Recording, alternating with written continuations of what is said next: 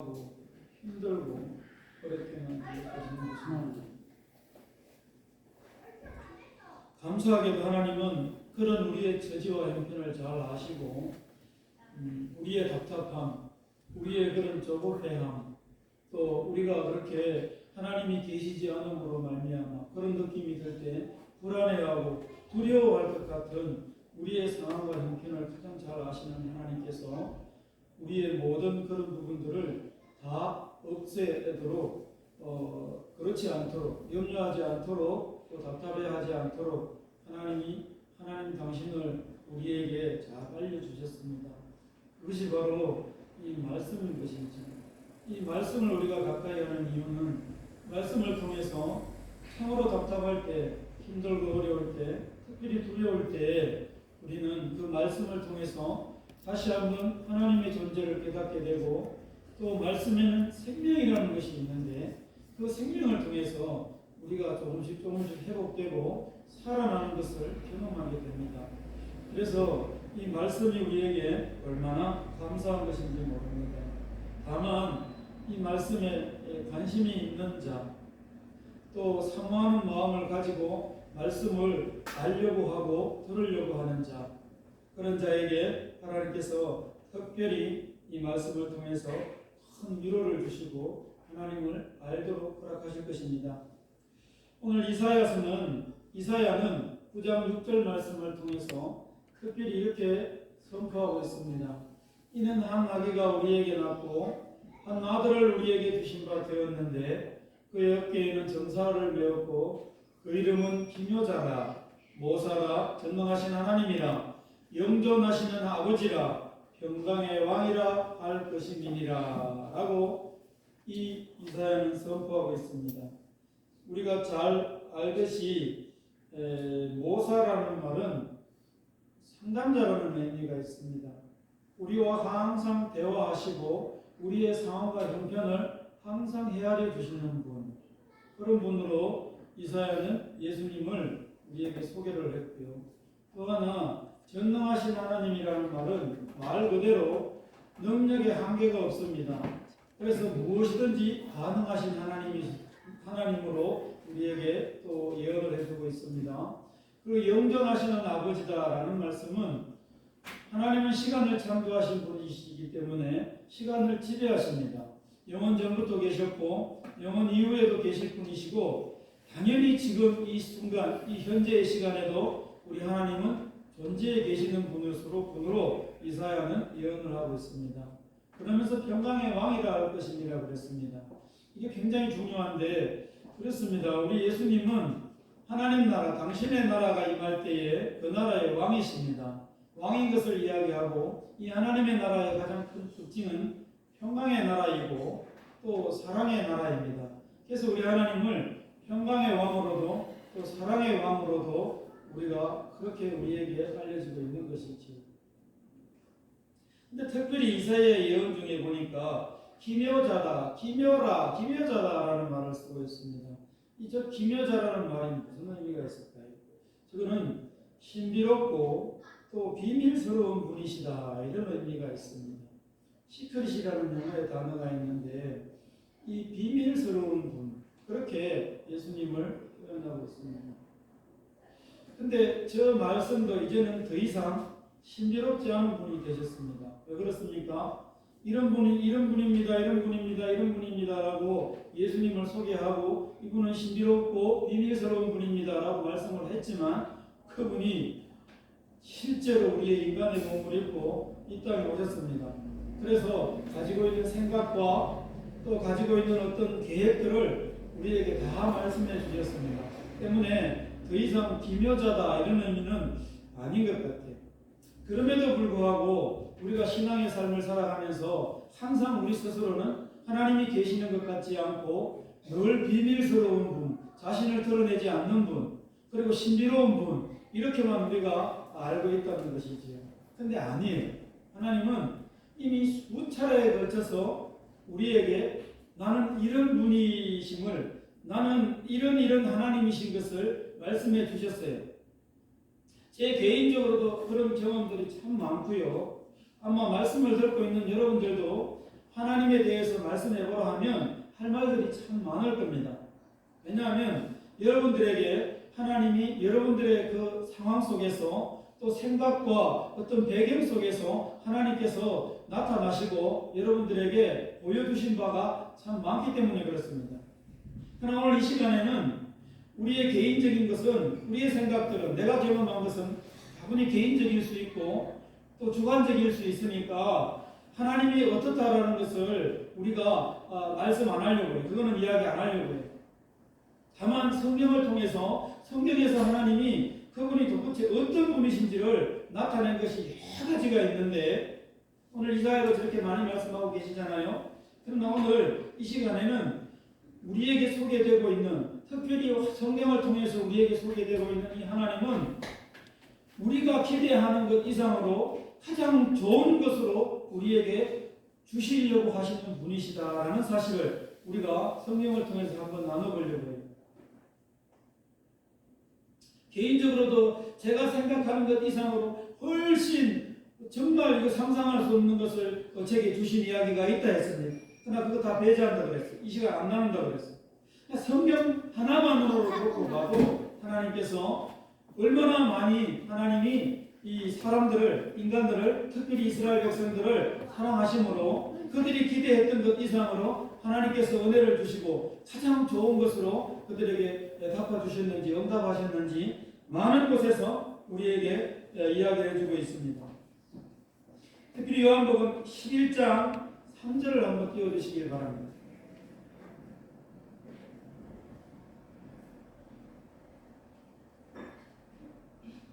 요한복음 11장에는 이 병든 나사로의 이야기가 소개가 되고 있습니다.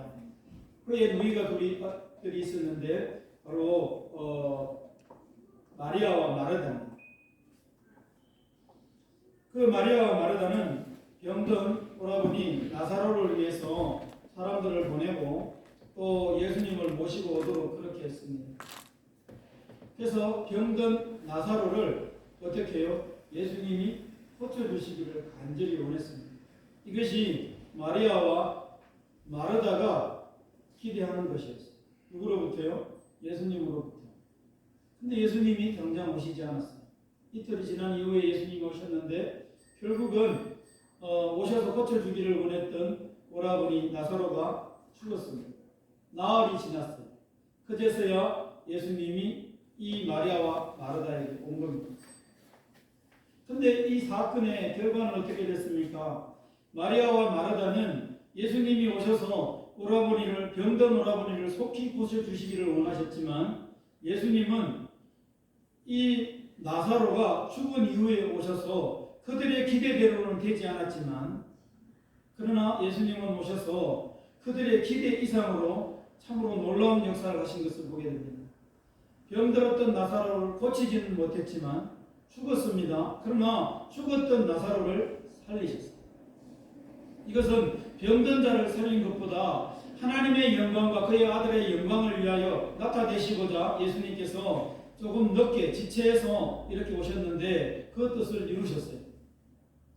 마리아와 마르다에게 이틀이라는 시간은 굉장히 긴 시간이었을 것입니다. 정말 참을 수 없는 고통의 시간이었을 겁니다. 때로는 예수님을 원망할 수 있는 그런 시간이었을 것입니다. 그러나 예수님은 오셨습니다. 예수님의 타이밍에 오셨고 예수님께서 나사로를 죽었는데 살려주셨습니다. 결과적으로 어떤 일들이 벌어졌습니까? 마리아와 마르다가 더욱더 예수님을 온전하게 믿는 결과가 왔어요.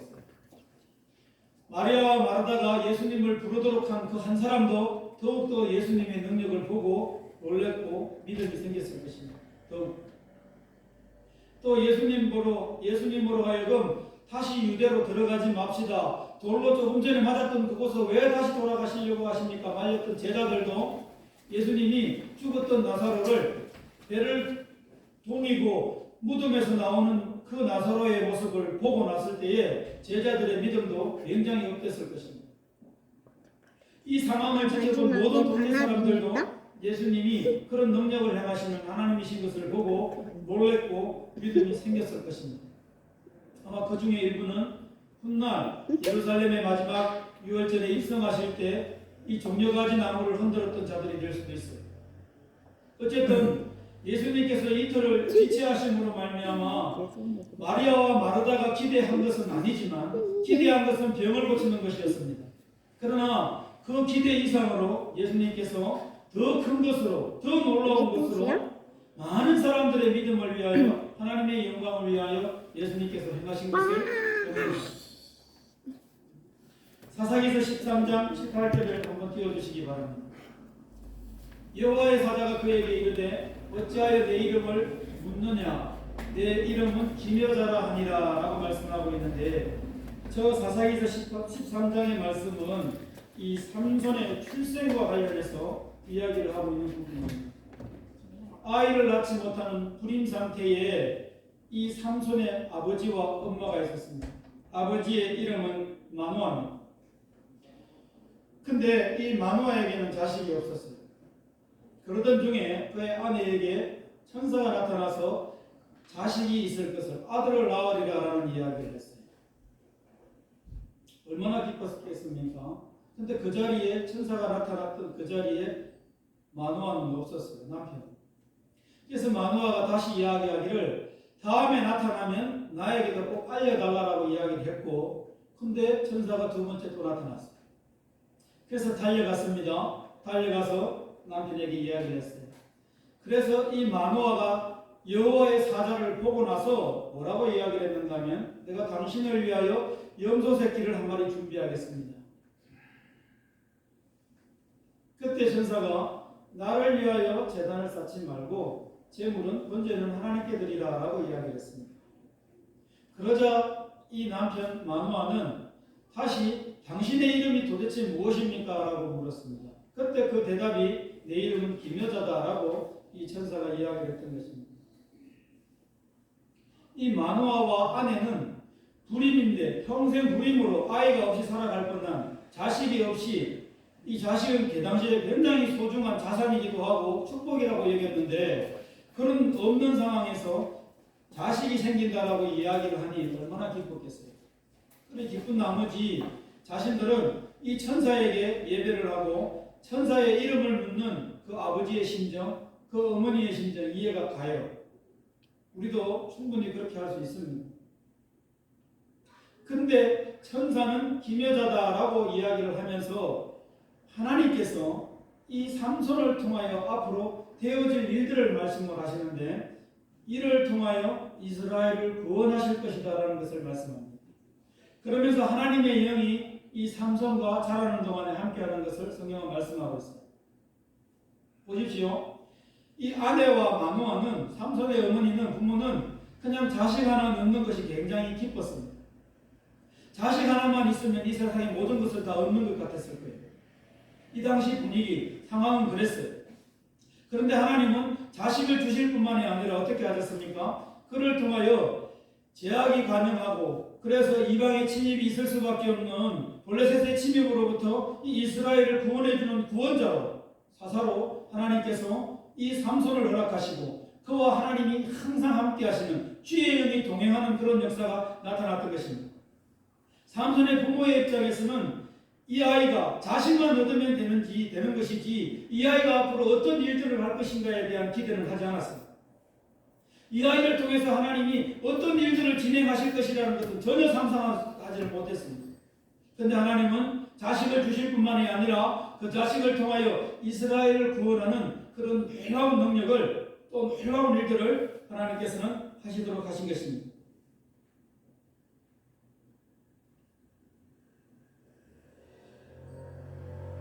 열왕기하 4장에 보면 이 빚 문제로 말미암아 심각하게 삶을 고민하던 한 여인이 나옵니다. 그가 엘리사에게 부르짖어 이르되, 당신의 종 나의 남편이 이미 죽었는데 당신의 종이 여호와를 경외한 줄은 당신이 아시는 바니이다. 이제 빚준 사람이 와서 나의 두 아들을 데려가 그의 종을 삼고자 합니다. 어찌할까요? 그랬습니다. 아마 남편이 엘리사의 제자였던가 봐요. 선지자라는 것이죠. 선지자의 훈련을 받고 있던 자가 죽어버렸습니다. 막막합니다. 아이는 어리고 그래서 살 길이 없으니 어떻게 합니까? 빚을 낼 수밖에 없었겠지. 근데 문제는 이 당시에 빚을 못 갚으면 종이 되어야 됐어요. 물론 종이 되어서 50년 만에 돌아오는 그런 제도도 있었긴 했어요. 그렇지만 이 아내 입장, 어머니 입장에서는 두 자식을 종으로 보내야 되는, 팔아야 되는 그 심정이 어땠을까요? 기가 막혔을 것입니다. 마음속에 하나님의 일들을 열심히 하는 남편, 그리고 하나님의 선지자의 수업을 받고 있었던 남편이 죽어서 이런 결과가 왔음에 대해서 아마 하나님을 원망도 했을 것입니다. 그런데 엘리사가 찾아왔어요. 그래서 엘리사는 다른 말 하지 않았습니다. 집에 그릇이 있나 물어보고 그릇을 준비하라고 했습니다. 그리고 빌려오라고 했어요. 그래서 아들과 이 여인은 주변에서 그릇을 빌려왔지. 그리고 기름을 붓기 시작했는데 빌려온 모든 그릇에 기름이 차고 넘쳤습니다. 더 그릇을 가져오라 하니 없다 해서 그때 기름이 쏟아지던 기름이 멈추었습니다. 근데 한번 잘 보십시오. 저 결과가 종으로 팔려가지 않는 이것이 이 아내의 간절한 소원이었을 거예요. 그런데 그 뒤에 이 빌려온 그릇에 기름이 참으로 말미암아 앞으로 이 여인이 아들과 함께 남편이 없는 가운데 생활을 할 수 있도록, 삶을 살아갈 수 있도록 기름이 가득가득 찼다라는 것을 우리에게 말씀해 주고 있습니다. 4장 7절에 보니까 그 여인이 하나님의 사람에게 나아가서 말하니 그가 이르되 너는 가서 기름을 팔아 빚을 갚고, 빚을 다 갚았다는 것입니다. 근데 남았어요. 그것으로 너와 내 두 아들이 생활하라 하였더라 그랬습니다. 여인의 입장에서는 빚만 갚아도 좋았을 것입니다. 그래서 두 자식이 팔려가지 않는 것만으로도 만족했을 것입니다.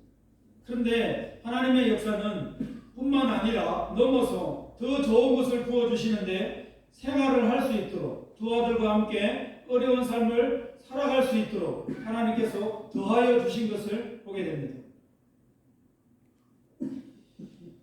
계속해서 하나님께서 좋은 것을 주신다는 것을 말씀을 나누고 있는데 여러분들 마음속에 아마 그런 생각이 드실 것입니다. 나는 참 믿음이 부족해.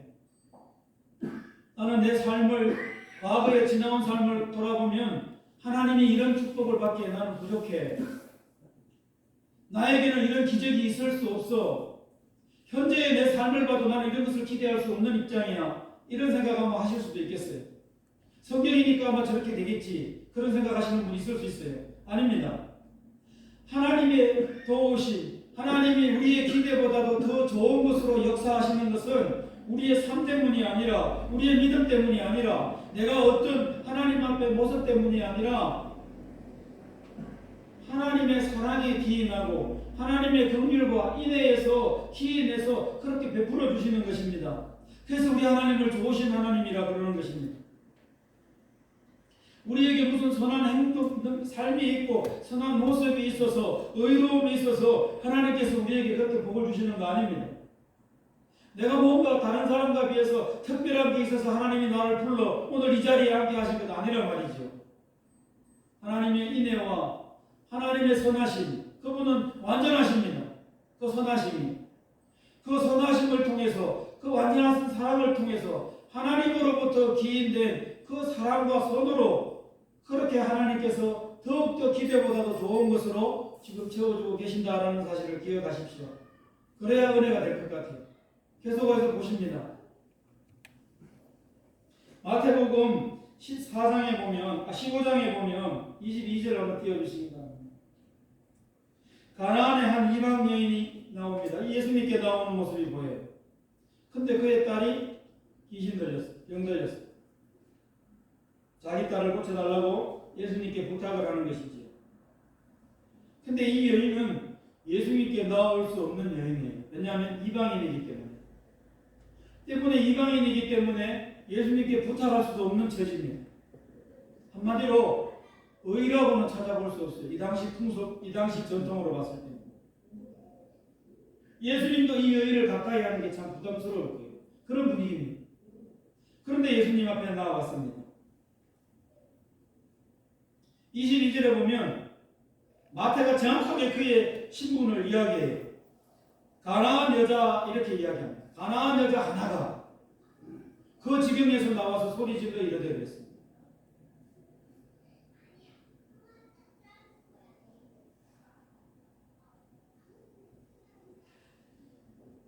그의 신분을 분명히 밝히고 있는 이 여인이 예수님께 나와왔다는 것은 대단한 일입니다. 나오기 쉽지 않았습니다. 근데 보십시오. 그 다음에 예수님께서 예수님으로부터 자존심이 상하는 모진말을 듣습니다. 26절에 보니까 자녀의 떡을 취하여 개들에게 던짐이 마땅하지 아니하다. 그럴 때 27절에 보니까 이 여인이 예수님께 뭐라고 대답하는가 하면 옳습니다. 나는 개들도 제 주인의 상에서 떨어지는 부스러기를 먹습니다. 그 부스러기라도 내게 좀 주시면 안 되겠습니까? 이방 여인이라고 무시하지 마시고 물리치지 마시고 그 부스러기라도 좀 은혜의 부스러기라도 좀 내게 주시면 안 되겠습니까? 은혜를 베풀어 주시면 안 되겠습니까? 그래서 내 딸을 좀 살려주시면 안 되겠습니까? 이렇게 이 여인이 이야기를 한 것입니다. 그때 예수님이 28절에 이렇게 말씀하십니다. 여자여, 네 믿음이 크도다 그랬습니다.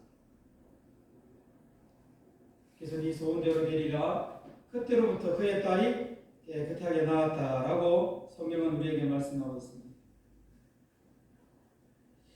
예수님께서는 이 이방 여인의 믿음을 보셨습니다. 혹시 예수님 앞에 나오는 것이 마음에 걸거로움이 있는 분 계십니까? 오래간만에 나온 우리 윤건이도 있고 미안해. 우리 또 정말 오래간만에 우리 고영 간사도 있습니다. 예배를 계속 드렸어요. 오늘 처음 우리 교회 온 거예요. 이렇든 저렇든 어떤 사정하에 예수님 앞에 오늘 이 시간에 이 예배에 나오는 것이 마음에 부담이 되었던 분들이 혹시 있습니까? 근데 그 부담을 다 지우시기 바랍니다. 하나님은 어떤 경우에도 어떤 상태에 있다 할지라도 예수님 앞에 나오는 그 자체를 굉장히 기뻐하십니다. 예수님은 이 이방 여인의 작은 믿음을 보셨습니다. 이 믿음을 보셨다는 것은 요한복음 3장 16절을 통해서 우리에게 말씀하고 계시지만 누구든지 믿는 자는 구원을 받도록 하나님께서 구원을 허락해 주셨어요. 선물로. 그렇게 본다면 이 말씀대로라면 이 여인은 딸도 고침을 받았고 네 믿음이 크도다라는 예수님으로부터 인정을 받았기 때문에 구원도 받았다는 이야기입니다. 이 여인이 자존심이 뭉개지는 말을 듣고 그럼에도 불구하고 예수님께 나와서 이 여인이 원하는 것은 단 하나였습니다. 바로 내 딸이 병든 딸이 낫는 것이었어요. 근데 예수님의 말씀대로라면 이 여인은 딸의 병도 고침을 받았지만 나으니라 그랬습니다. 뿐만 아니라 믿음을 통해서 구원도 받았다라는 것을 우리에게 말씀해 주고 있습니다. 하나님은 항상 우리가 생각하고 우리가 기대하는 것 이상으로 우리에게 좋은 것을 주시는 분이신 것을 잊지 마시기를 바랍니다. 할렐루야. 아멘. 미쳐봤자 먼저이다라고 툭 던진 말에도 하나님은 역사하십니다. 이게 무슨 말이냐고요. 예수여 당신의 나라에 임할 때에 나를 기억하소서라고 이야기했던 말 혹시 기억하십니까? 이게 누가 했던 이야기일까요? 예수님이 십자가에 달리실 때 양옆에 달린 두 강도 중에 한 명의 강도가 예수님께 십자가에서 죽기 직전에 이미 못을 박았기 때문에 죽어요. 죽기 직전에 그가 예수님께 한 이야기입니다. 평생을 강도로 살아왔어요. 그래서 십자가에 달릴 수밖에 없는 재질이 아주 나쁜 사람입니다. 그런 그가 그냥 던졌어요. 뭐라고요? 예수여 당신의 나라에 임하실 때 나를 기억하소서. 이분이 이 강도가 십자가에 달리기 전에 어느 한 구석도 예수님을 믿는 믿음으로 살았다는 말이 없습니다. 그 소개하고 있지 않아요. 근데 십자가상에서 이 말을 한마디를 탁 내뱉었는데 그가 결과적으로 어떻게 됐습니까? 바로 이 예수님과 함께 나군에 이르게 되요. 예수님이 직접 보증을 해줬잖아요.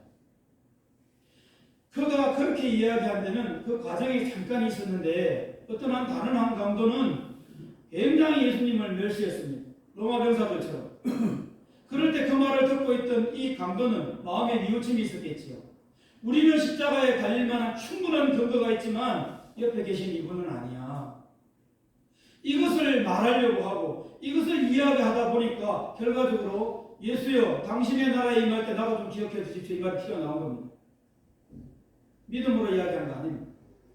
반론하고 변론하다가 보니까 그렇지 않다는 것. 이분은 그렇지 않다. 우리는 그럴 수 있지만 이분은 그렇지 않다는 것을 이야기해 주려고 가르쳐 주고 하려고 하는 그 과정 속에서 이 말이 튀어나옵니다.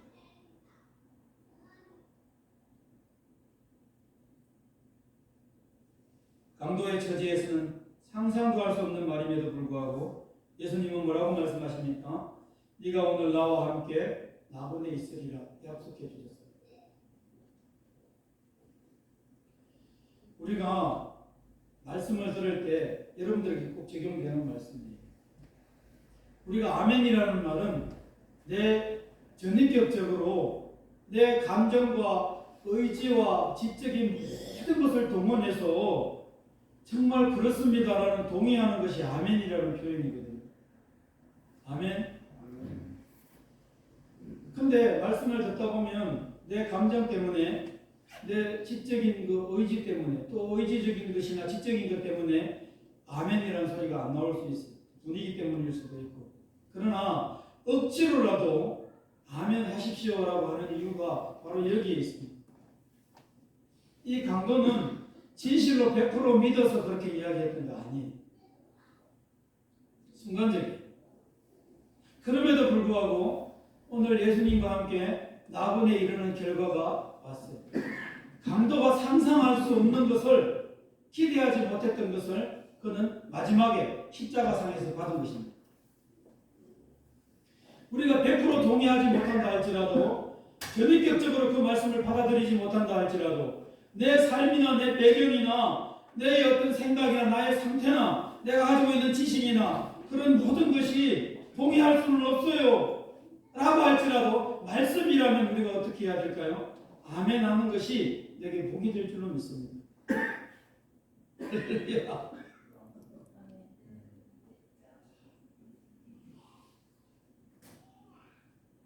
오늘 이 강좌를 통해서 배우고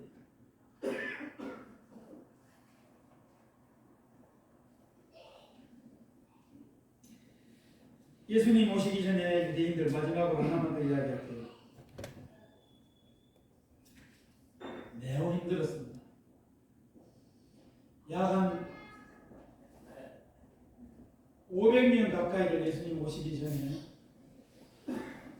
식민지 다른 나라에 이렇게 지배를 받는 그런 가운데 있었어요. 물론 중간에 한 150년 가까이 해방되었던 적도 있습니다. 그렇지만 그 500년, 약 한 400년 가까이를 많이 눌리면서 살다 보니까 백성들이 그 피로감이라는 것이 또 패배감이라는 것이 얼마나 젖어 있었겠어요.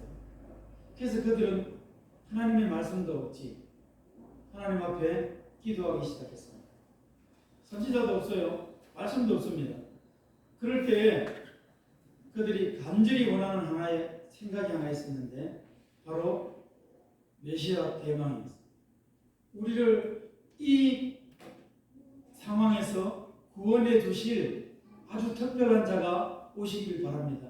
그 메시아를 간절히 기다렸어요. 도중에 150년 동안에 독립이 있었다고 그랬잖아요. 유다 마카비, 이 마카비 혁명으로 말미암아 이렇게 150년간 독립이 있었는데 그때 백성들은 생각했어요. 이 마카비가 메시아인 줄 알았어요. 근데 그 메시아 아니에요. 그러다 보니까 결국은 계속해서 또 끊임없이 이렇게 지배를 당하잖아요. 그러는 가운데 그들이 메시아가 오셨으면 좋겠다라고 어서 오십시오라고 굉장히 기다렸습니다. 그들이 그렇게 기다린 이유가 뭡니까? 바로 우리를 지배하고 있는 이 나라들로부터 우리를 해방시켜 주십시오라는 것이 그들의 첫 번째 이유였어요. 그걸 기대했어요. 두 번째는 출애굽 시대에 당신의 조상들을 하나님께서 어떻게 먹이시고 입히셨고 어떻게 인도하시고 도우셨던 걸 알아요. 그래서 가장 중요한 이 경제적인 부분을 해결해 주실 분으로 메시아에 오시면, 하나님이 오시면 우리를 잘 먹고 잘 살게 해 주실 것이야 라는 기대, 이 두 가지 기대를 가지고 있었어요.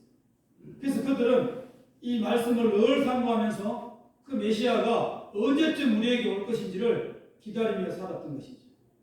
근데 예수님이 오셨습니다. 예고 없이 오신 거 아니에요. 예고하시고 오셨어요. 근데 그들은 못 알아봤어요. 근데 예수님이 오실 때에 뭐라고 말씀하셨습니까? 왜 오셨습니까? 이 사람들이, 이 이스라엘 백성들이 기대했던 것 이상으로 훨씬 더 좋은 것을 주시려고 오셨어요. 결과적으로 생명을 주셨습니다. 그리고 그 생명을 더욱더 풍성하게 누릴 수 있도록 예수님께서 준비해서 오셨어요. 그래서 주셨어요. 그들이 로마의 속국으로부터, 당신은 로마의 속국이었잖아요. 지배를 받고 있었잖아요. 이렇게 해방되기를 원했는데 로마에서 해방되는 것뿐만이 아니라 이것은 하나님의 나라 백성들이 되도록 하나님이 제시해줬기 때문에 세상 나라, 이 로마 나라는 세상 나라의 대표적인 나라인데 이 로마로부터의 이 자유함이 아니라 이 세상 나라로부터 자유함을 얻도록, 죄와 사망으로부터 이 용서함을 받아서 자유함을 얻어서 세상 나라의 백성이 되도록 하나님이 역사해 주셨어요. 또 그들이 출애굽 때 먹었던 일시적인 만나나 40년 동안 헤어지지 아니하도록 한 신발이나 옷, 이런 의식주 문제를 해결해 주기를 간절히 원했는데 하나님은 오셔서 영원히 가라지 아니할 생수가 되어 주셨고 또 썩지 아니할 양식이 되어 주셔서 끊임없이 우리로 하여금, 백성들로 하여금 하나님께서 배를 채우도록 해 주셨어요. 영의 양식을 공급해 주셨습니다. 그들이 기대했던 것은 육신의 어떤 범위에서 벗어나지 않았는데 그것 안에서 하나님 앞에 메시아가 오시면 해결해 줄 것을 기대했는데 예수님은 실제로 오셔서 어떻게 했습니까? 그 기대 이상으로 영원한 나라를 그들에게 줬고 또 영원한 물과 영원한 음식을, 양식을, 썩지 아니할 양식을 그들에게 주셨던 것입니다. 그것이 뭡니까? 바로 말씀입니다.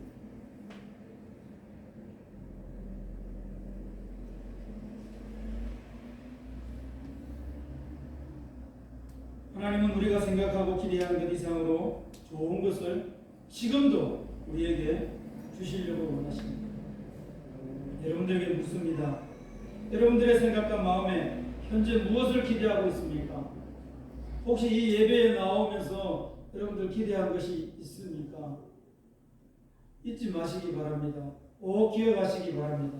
내가 무엇을 기대하고 나아왔든지 또 내가 지금 무엇을 기대하고 하나님 앞에 간구하고 있든지 하나님은 그것 이상, 내가 생각하는 것 이상, 기대하는 것 이상 가장 좋은 것으로, 훨씬 좋은 것으로 하나님은 우리에게 주시기를 원하시고 계시다라는 사실입니다. 이것을 기대하시고 이것을 기억하시고 하나님 앞에 나아가시길 바랍니다. 그래서 오늘 이 말씀을 듣고 정말 하나님을 향한 기대, 지금 기대하고 있는 바가 있었을 텐데 그것을 수정하고 싶은 그런 마음들이 여러분들에게 생깁니까? 혹시 그런 마음들이 여러분들에게 있습니까? 바꾸시길 바랍니다. 수정하시길 바랍니다. 지금까지는 몰라서 그렇게 못했는데 하나님, 나는 이것보다 훨씬 더 큰 것을 하나님이 내게서 좋은 것을 주실 줄로 믿습니다 라고 수정하시길 바랍니다. 그 하나님 기뻐하십니다. 더 엄밀하고 큰 것, 그것을 실제로 구하고 실제로 하나님 앞에 기대하는 자, 그런 자에게 하나님은 이 시간 믿음을 주실 것이고 또 그렇게 간구할 수 있도록 우리에게 용기도 주실 것입니다. 오늘 이 시간, 이 자리가, 그리고 이 말씀을 듣는 이 순간이 여러분들에게 있어서 앞으로의 인생에 있어서 참으로 복된 인생으로 변화되는 그 시발점이 되는 귀하고 복된 시간이 되시기를 주님의 이름으로 축원합니다. 제가 이 말씀은 수요일부터 준비를 했습니다. 근데 놀랍게도 어제 저녁에 우리 집사람이 평생 그런 이야기를 안 하다가 꿈꾼 이야기를 하더라고요. 여보, 제가 꿈을 꿨는데 하늘에서 큰 양동이가 물을 붓는데 그 밑에 물을 받는 그릇이 내가 받고 있는데 그릇이 요만해, 작아. 큰 양동이로 물을 붓는데 큰 그릇을 준비하면 좋겠는데 왜 그릇이 이렇게 작은지 몰라. 라고까지만 이야기했다면 참 좋은데 그 이야기를 하면서 저를 왜 끌고 들어가? 우리 교회를 왜 끌고 들어가? 저는 그걸 알고 있거든요. 제가 참 속도 좁고 생각도 좁고 또 생각하는 것이나 이런 것들이 믿음의 분량이 작다는 건 내가 알아요. 알고 있는데다 갖다가 툭 찌르니까 참 또 그 시기 하여튼 싸울 뻔했습니다. 요게 본지가 아니고 하나님은 항상 뭐를 준비한다고? 우리의 그릇이 작더라도 큰 것을 준비해서 쏟아부으려고 한다는 것입니다. 내 입을 크게 열라 내가 채우리라. 하나님께서 말씀하셨습니다. 오늘 말씀에도 내게 부르짖으라 내가 내게 응답하겠고 네가 알지 못하는 크고 비밀한 일을 내게 보이리라. 제 이야기 아니에요. 하나님의 말씀이면 동의를 못하더라도 아멘 하시면 좋다고 그랬잖아요. 던진 말인데도 강도 같은 경우에는 기대 이상으로 좋은 것을 누렸다라고 말씀드렸잖아요. 비춰봤자 본전이다. 던지십시오. 아멘 하십시오. 그 말씀은 나에게 주신 말씀입니다. 내가 믿음이 부족해서 생각이 부족해서 잘 깨닫지 못해서 내가 지금 100% 동의하지 못하지만 미리 내가 동의합니다. 아멘 하시기 바랍니다. 다시 합니다. 내 입을 크게 열라 내가 채우리라. 내 얘기 아니에요. 하나님의 말씀 약속이에요. 그 요만한 걸 갖다 대가 되겠습니까? 제 얘기. 내게 부르짖으라 내가 내게 응답하겠고 네가 알지 못하면 크고 놀라운 비밀을 내게 말하리라. 아멘. 말게 하리라. 이거는 믿음하고 상관없어요. 그러나 믿고 내가 동의합니다 라는 자세만 취해도 하나님께서 놀라운 것을 내게 크고 은밀한 일을 내게 보여주실 줄로 믿습니다. 아멘. 이것은 결코 우연한 일이 아닙니다. 기대와 상상을 초월하게 하시는 그 하나님으로부터 기인한 거라 그랬잖아요. 나 때문에 그렇게 큰 물쟁이를 준비해서 쏟아붓는 거 아니에요. 하나님은 이미 준비해가 있어요. 왜냐하면 그분의 은혜와 사랑과 인애는 이미 크시기 때문에 이미 준비하고 있습니다. 그래서 내가 믿음의 입을 크게 열고 크게 그것을 받을 준비만 되어 있다면 그런 상황만 있다면 그렇지 못하더라도 그냥 내뱉기만 한다 할지라도 하나님께서는 어떻게 하신다고? 그거 주신다는 거죠. 채우신다는 것입니다. 믿음의 마음과 생각과 눈을 크게 뜨시길 바랍니다. 나의 생각에 하나님의 행하심에 그것을 제한하지 마시기 바랍니다. 하나님은 항상 준비되어 있습니다. 그리고 지금도 부어주시고 계셔요. 근데 왜 우리에게 은혜가 조금 남아있는지 아십니까? 우리는 금이 가고 깨진 거랬죠. 그래서 하나님의 은혜를 부어주시면 그거 홀라가면 확 빼앗겨요. 그런데도 내게 은혜가 남아있어. 왜 그런 줄 아십니까? 금이 가가 있는데도 그만큼 하나님이 영치도록 붓고 계시기 때문에 그렇습니다. 구멍이 나서 금이 가서 새는 것보다 깨져서 쏟는 것보다 하나님은 더 큰 은혜를 우리에게 부어주시고 계시기 때문에 우리에게 아직까지 은혜가 남아있어 내가 이 자리에 있는 것입니다. 얼마나 감사한지. 지금이라도 우리는 믿음의 그릇을 준비하십시다. 저도 믿음의 그릇을 준비하겠습니다. 말만 하는 것이 아니라 준비하겠습니다. 여러분들도 준비하시길 바랍니다. 기대하시기 바랍니다. 그래서 그 기대한 것 이상으로 하나님이 쏟아 부어주심을 그래서 그것을 온전히 누리시길 바랍니다. 오늘 말씀대로 우리 하나님은 우리가 기대하는 것보다 더욱더 좋은 것을 우리에게 부어주시는 분이신데 크고 놀라운 것을 은밀한 일을 하나님께서는 예비하고 계시고 우리를 위하여 계획하고 계심을 믿으시길 바랍니다. 그래서 그것을 보게 되는 누리게 되는 복된 성도들 되시기를 주님의 이름으로 간절히 축원합니다. 이 시간 합심해서 한번 기도하십시오.